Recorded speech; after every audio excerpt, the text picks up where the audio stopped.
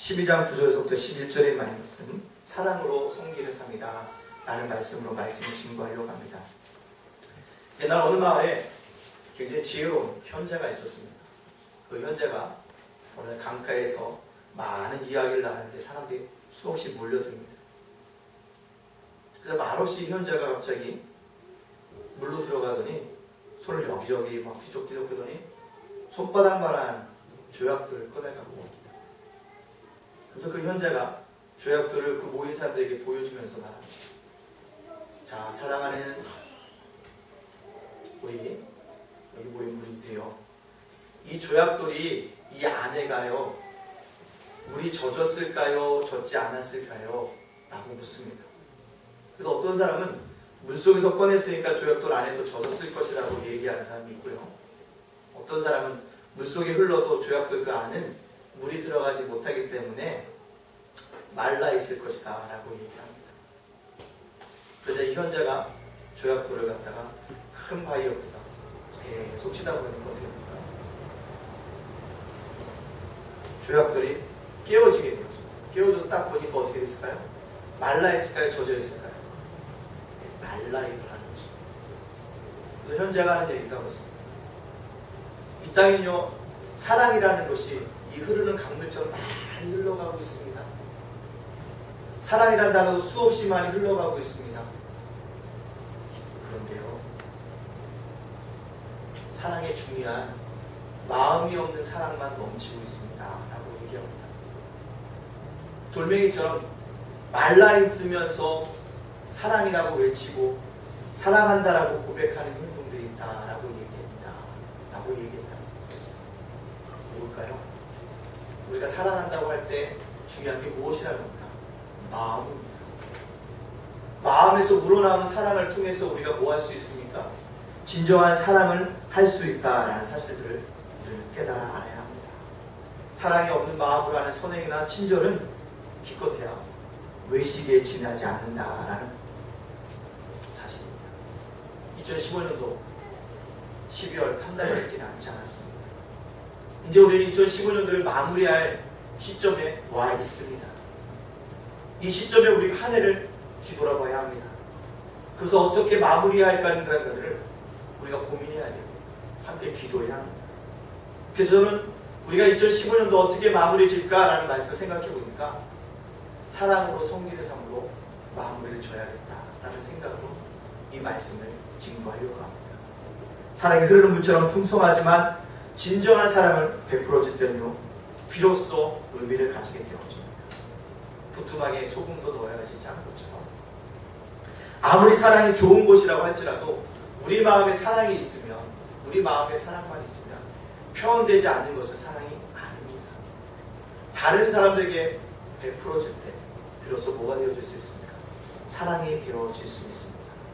그래서 요한일서 3장 18절에 뭐라고 얘기합니까? 자녀들아, 우리가 말과 혀로만 사랑하지 말고 오직 행함과 진실함으로 하자라고 얘기합니다. 행함과 진실함.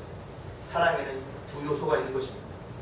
마음은 진실해야 되고요, 또 하나죠, 그것이 드러나는 행함이 있어야 합니다. 그렇다면 사랑으로 섬기는 삶이 어떠한 삶인지를 오늘 본문을 통해 우리가 살펴봄으로 말미암아 함께 사랑으로 섬기는 한 해를 마무리할 수 있는 믿음의 사람들이 되어지기를 간절히 소원합니다. 아멘.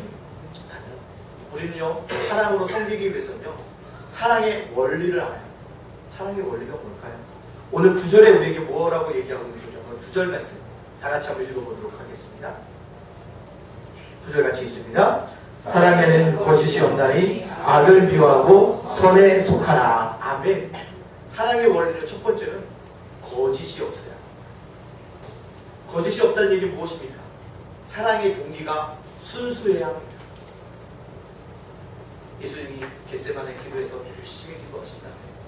겟세마네에서 기도해 마치시고 내려오고, 그때 누구를 만납니까? 가룟 유다가 제사장들이 무리를 이끌고 산에서 내려오시는 예수님을 가룟 유다가 만나서 어떻게 합니까? 그에게 입맞춥니다. 주님, 평안하시지요. 입맞춰 주면 평안하십니까? 라고 물었지만 사실은 가룟 유다는 예수님을 팔아넘기기 위해서 무리를 데리고 왔습니다. 편안하다는 것, 주님 앞에 입맞춤했지만 사실은 그의 마음에는 예수님의 팔 생각으로 가득 차 있었습니다. 주님을 향한 사랑의 마음은 없고 거짓으로 위장되어져 있습니다. 이것은 주님을 향한 사랑이라고 말씀드릴 수 없습니다. 그럴 때 한 걸음 더 나가서 사랑의 원리는요, 거짓이 없을 뿐더러 의로워야 합니다. 악을 미워하고 선에 속해야 합니다. 선에 속할 수 있는 그러한 사랑이 우리들 속에 뭐입니까? 넘쳐나야 합니다. 사도 바울 로마서를 기록하실 당시에 이 로마 교회는요, 많은 핍박이 있었어요. 근데 그 핍박 중에 한 원인이 무엇이냐? 예수님께서 서로 사랑하라는 말씀을 주셨습니다. 그래서 서로 사랑해요. 근데요, 로마 사람들이 볼 때 서로 사랑하는 것이 에로스적인 사랑으로 바라본 거예요. 저 기독교인들은 모이면 남녀가 이상한 짓을 하는구나. 맨날 사랑 얘기하는 이상한 짓을 하는구나. 되게 망측한 일을 하는구나 라고 생각해서 더욱더 뭐했습니까? 핍박합니다. 핍박했습니다. 지금 로마 카톨릭에서 예배 드릴 때 우리 여자 성도들 사이에 뭘 쓰는지 아십니까? 뭘 쓰죠? 네. 흰 수건을 씁니다. 흰 수건을 쓰는 이유가 무엇입니까? 여인들이 고백하는 것입니다. 나는 이 머리를 흐트러질 만한 부도덕한 일을 행하지 않았다라는 것을 상징적으로 보여주기 위해서 뭡니까? 쓰고 있는 것입니다. 당시 그것 때문에 로마 교회가 어려움을 당하고 있었다는 사실이죠. 그렇다면 이 본문에서 말하는 사랑이란 어떤 겁니까? 바로 아가페의 사랑입니다. 타락한 세상 사람들은요, 육신을 즐기기 위해서 에로스적인 사랑을 합니다. 그런 사랑이 아닙니다. 아가페는 거룩한 사랑입니다. 의로운 사랑입니다. 악을 미워하고 선에 속하는 사랑입니다. 그렇기 때문에 이 사랑은 윤리적으로 흠이 없어야 합니다. 우리는 사랑으로 섬기기 위해서 우리 마음에 거짓이 없어야 됩니다. 악을 미워하고 선에 속하는 사람들을 감당해야 합니다. 한참 전에 나왔던 영화 중에 쉰들러 리스트라는 영화가 있습니다. 혹시 보신 분 있으시죠? 많이들 보셨을 거죠. 근데 그 쉰들러 리스트에 저는 가장 중요한 장면이 있다면 마지막 장면이라고 생각이 되어집니다. 무엇입니까? 독일이 연합군에게 항복합니다. 드디어 전쟁이 끝났습니다. 쉰들러는 자기 공장에서 일하는 사람들을 모아놓고 작별 인사합니다. 그 공장에서 일하는 유대인들이 누굽니까? 쉰들러가 도움을 줘서 목숨을 건진 사람들. 어디의 손에서요? 나치의 손에서. 근데 그들이 연합군에게 독일이 패하자 쉰들러에게 한 장의 편지를 써줍니다. 그 편지를 왜 써줍니까? 홍해나 연합군에게 쉰들러가 잡혀서 고문을 당할까봐, 죽음을 당할까봐, 이 사람이 어떤 선한 일을 했는지에 대해서 편지를 아주 자세하게, 이런 좋은 일을 했고 1000명을 살렸고 유대인들에게 살릴 수 있는 기회를 줬고 그 편지를 씁니다. 그리고 각자 그 편지에 일일이 뭐합니까? 1000명 가까이 넘는 사람이 일일이 서명한 편지를 그에게 건너줍니다. 그리고요, 고마운 표시와 함께 그 편지와 함께 뭐합니까? 자기들이 이에 씌웠던 금을 뽑아서 뭘 줍니까? 하나의 기념 반지를 만들어줍니다. 그리고 그 기념 반지에 뭐라고 글귀가 적혀져 있습니까? 한 사람의 목숨을 구하는 자는 온 세상을 구한 것이다 라는 탈무드의 명언을 그 반지에 씌워서 쉰들러에게 줍니다. 그것을 받아들이고 반지와 편지를 받았던 쉰들러가 어떻게 합니까? 크느끼기 시작합니다. 더 살릴 수도 있었는데, 더 구할 수도 있었는데 라고 얘기합니다. 이 말을 듣고 유대인의 대표가 얘기합니다. 아닙니다. 당신은 충분히 설명했습니다. 당신 때문에 1000여 명 이상의 유대인들이 목숨을 건졌습니다. 그리고요, 우리는 대를 이어서 살아갈 수 있도록 당신이 길을 열어주었습니다. 감사합니다 라고 얘기합니다. 하지만 쉰들러는 오열합니다. 뭐라고요? 아닙니다. 당신들은 나를 너무 모릅니다.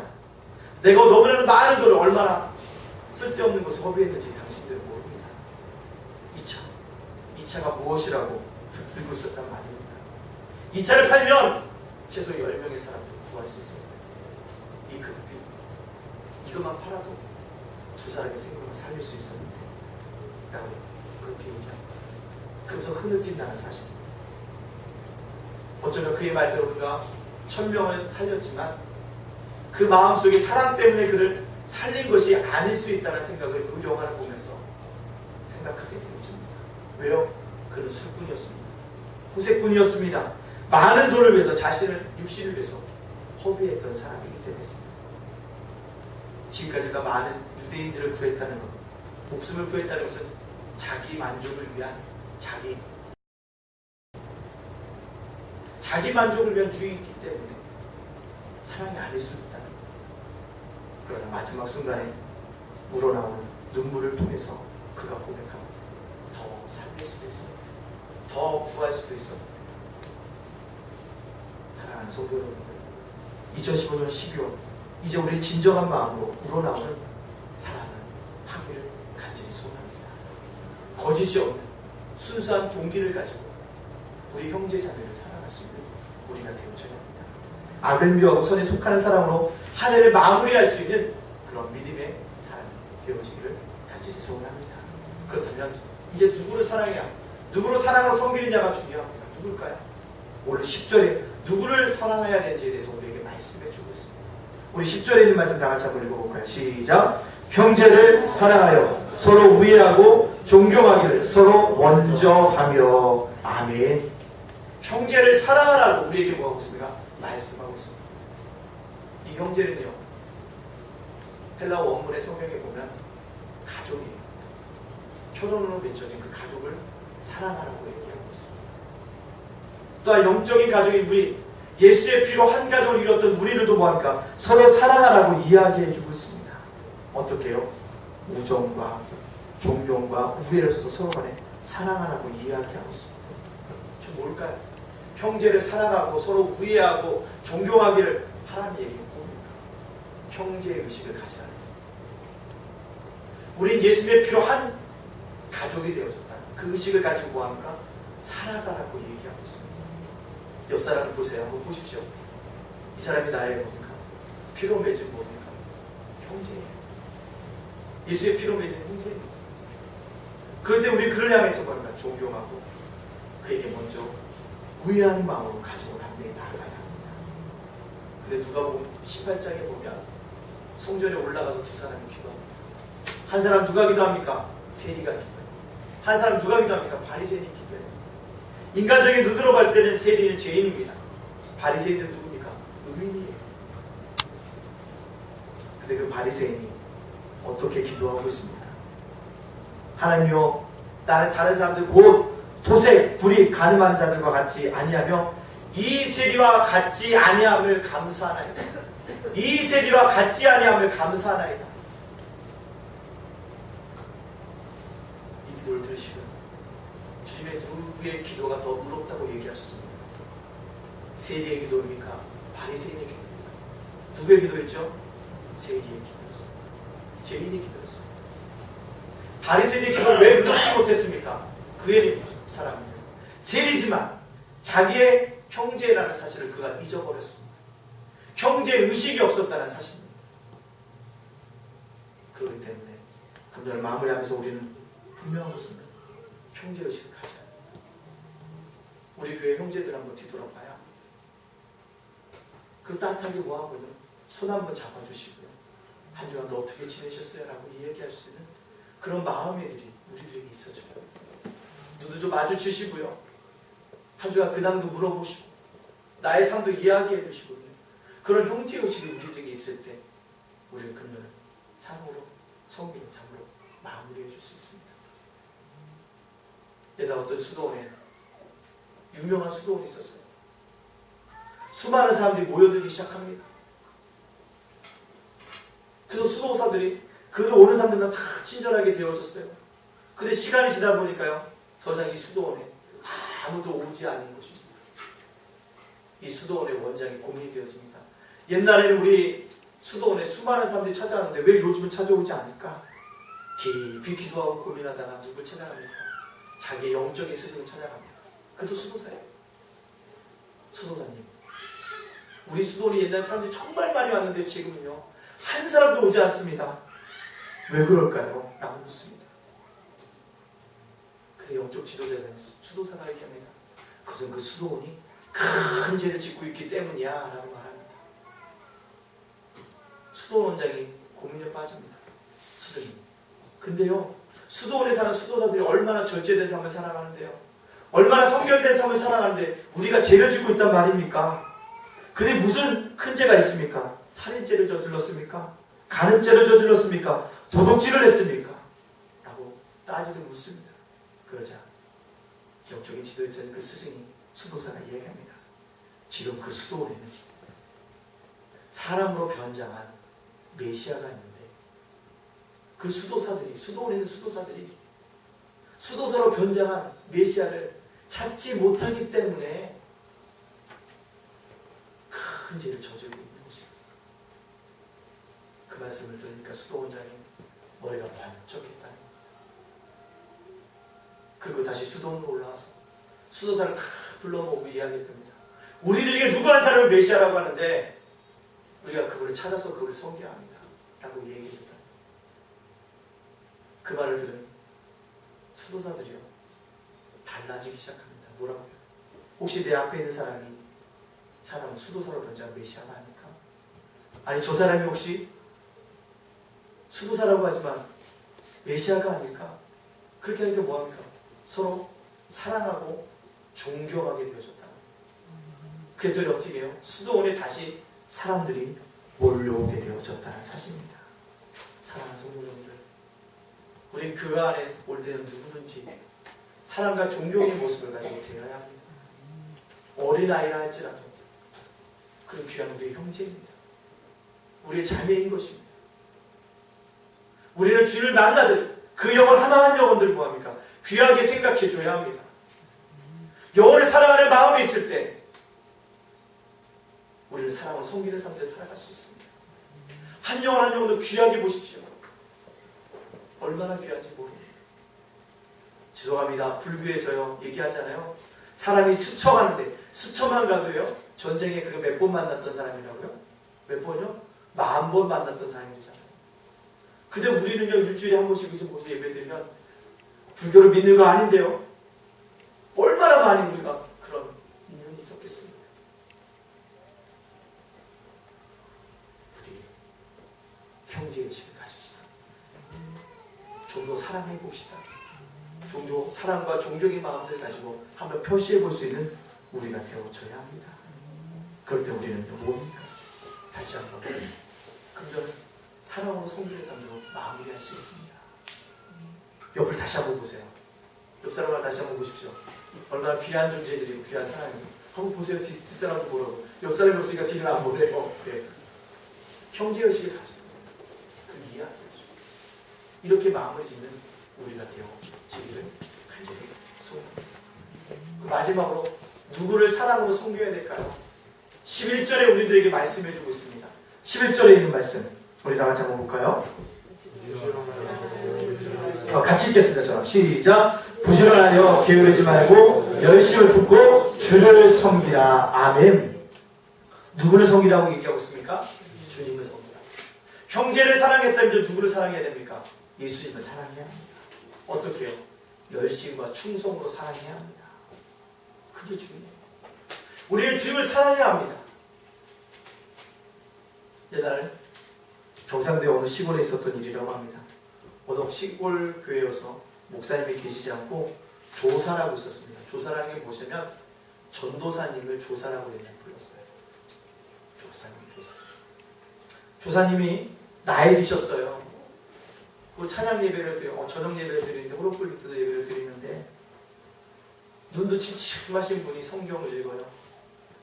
시편 23편 1절 이렇게 있습니다. 여호와는 내 목을 자르셔도 내가 부족함이 없으리로다. 여호와는 내 목을 자르셔도 내가 부족함이 없으리로다. 호로불 밑이라 글씨가 잘 보이지 않았던 것입니다. 거기다가 불빛이 흐릿할 때마다 글씨도 가물가물했다는 것이죠. 근데 이렇게 잘못되고 계속 읽었는데요, 조사님 눈에서 눈물을 흘립니다. 내 목을 자르셔도 내게 부족함이 없다. 그래요 주님, 내가 목이 잘려 나간다 할지라도 주님 때문에 감사합니다. 내가 목이 잘려서도 처음부터 주님을 만날 수 있으니 감사할래요. 참 그걸 계속적으로 읽었더니요. 그날 예배에 참석한 모든 성도들이 뭐라고 했대요? 너도 나도 같이 얘기했대요. 나도요. 예수님께서 내 목을 자른다 하실지라도 나는 주님만을 따르겠습니다. 그런 마음의 고백이 나올 수 있는 것이 무엇입니까? 주님을 향한 사랑입니다. 우리 한국교회 복음이 증거된 게 130년밖에 되지 않았습니다. 세계가 놀라울 만큼 마음을 부흥을 했습니다. 미안하지만 지금 세계가 놀라울 만큼 급속하게 교회가 쇠퇴해져 가고 있습니다. 끝을 밑 향하여서 내달리고 있습니다. 성장도 가파르겠지만 떨어지는 것도 전 세계 기독교 역사를 찾아볼 수 없을 정도로 급박하게 떨어지고 있습니다. 왜 그럴까요? 그렇게 부흥할 수 있었던 시기에 우리 한국민들이 뭘 했을까요? 한국교회가 그렇게 부흥할 때 어떤 일이 일어났을까요? 그만큼 주님을 사랑했습니다. 여의도 광장 지금 자전거 타는 그 여의도 공원에서요. 엑스포라는 집회를 하면, 복음 집회를 하면 3박 4일 동안 하면 텐트 치고 거기서 잡던 수많은 사람들이 있었습니다. 주님을 향한 뜨거운 열정이 있었기 때문에 이 땅에 하나님께 그렇게 붕괴 물결들을 허락하여 주셨습니다. 근데 지금은요, 모여라 모여라도 모이지 않는 데잖아요. 말씀의 집회에 홍수를 이루고 있습니다.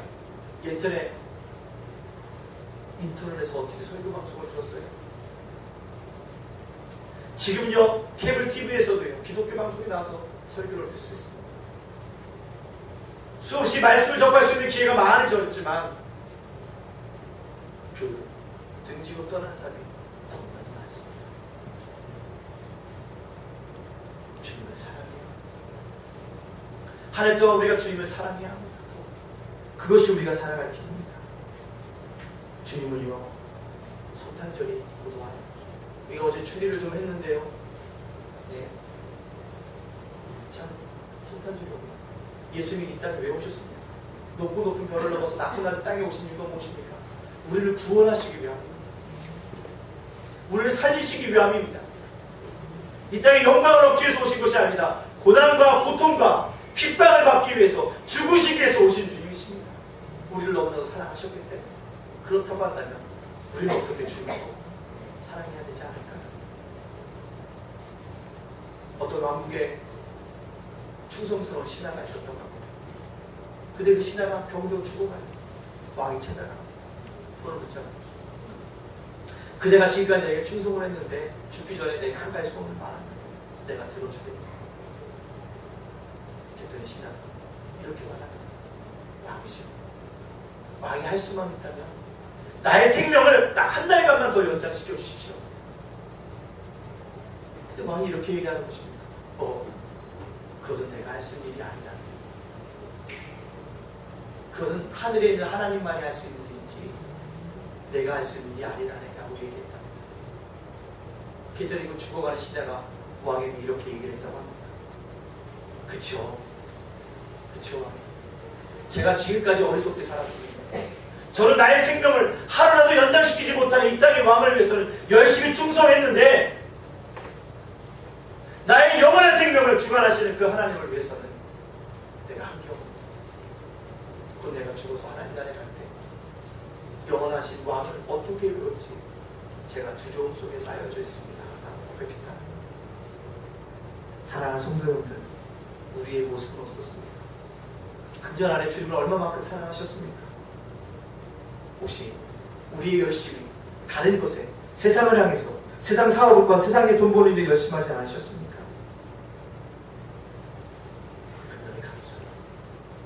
우리 예수의 종으로서 예수를 더욱더 뜨겁게 사랑할 수 있는, 주님을 섬길 수 있는 삶을 살아가기를 간절히 소원합니다. 그게 우리가 되어줘야 분명히 감사해요. 한번 주님을 더욱더 뜨겁게 사랑해 주십시오. 그렇다면 하나님께서 분명히 우리에게 놀라운 은혜를 베풀어 주실 줄 믿습니다. 유신을 위한 수고는요, 바벨탑입니다. 무너져 내릴 수밖에 없습니다. 다 허물어질 수밖에 없습니다. 그러나 교회의 머리 되신 주님, 영원한 생명을 주관하신 주님을 위해서 여러분 마음껏 헌신하여 보십시오. 그러므로 주님과 함께 한번 사랑해보고 2015년을 마무리해서 주님 앞에 설 때 착한 충성된 종이라고 칭찬받고 인정받을 수 있는 믿음의 사람들이 다 되어지시기를 주님의 이름으로 축복합니다. 아멘. 이 시간에 우리 함께 학습 세례식을 잠깐 거행하도록 하겠습니다. 세례식을 거행할 텐데요. 제가 호명하면 이름부터 나와주시기 부탁드리겠습니다. 우리 세례 받으실 분이 박형준 군이 일어나주십시오. 자, 세례식은요, 세례는 우리를 예수님께 접붙이는 행위입니다. 주와 합하는 표시이고 인치는 시간입니다. 세례를 받고 하나님의 교회에 입교하기를 원하는 여러분에게 대하여 교회가 거룩하신 은혜 받은 일에 대한 여러분의 경력과 그리스도로 받은 일에 살펴서 세례 교훈을 세우는 일에 합당하게 생각하여 이제 하나님과 교회 앞에 엄숙하게 서약하는 시간을 갖도록 하겠습니다. 그래서요, 훈련을 받았고요, 교육을 받았고요, 어제 문답을 했습니다. 문답해서 이렇게 함께 서약하게 되어졌습니다. 기도하는 마음으로 축복하여 주시길 부탁드리겠습니다. 서약할 때 오른손부터 해주십시오. 자, 서약. 네. 크게 또 내라고 대답을 해주세요. 예. 그대가 하나님 앞에 죄인인 줄 알며 당연히 그의 진노를 받을 만하고 그의 크신 자비하심에서 구원 얻을 것밖에 소망이 없는 자인 줄로 아느뇨? 예. 그대가 주 예수 그리스도가 하나님의 아들 되심과 죄인의 구주 되시는 줄을 믿으며 복음에 말한 바와 같이 구원하시리는 다만 예수뿐이신 줄 알고 그를 받으며 그에게만 의지하느뇨? 예.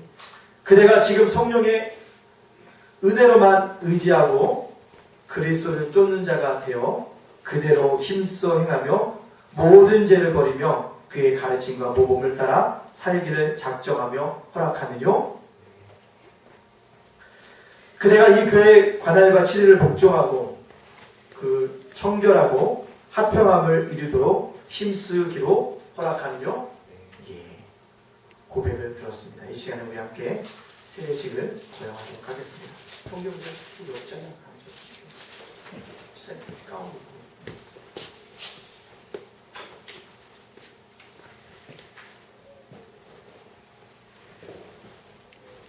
마이크 좀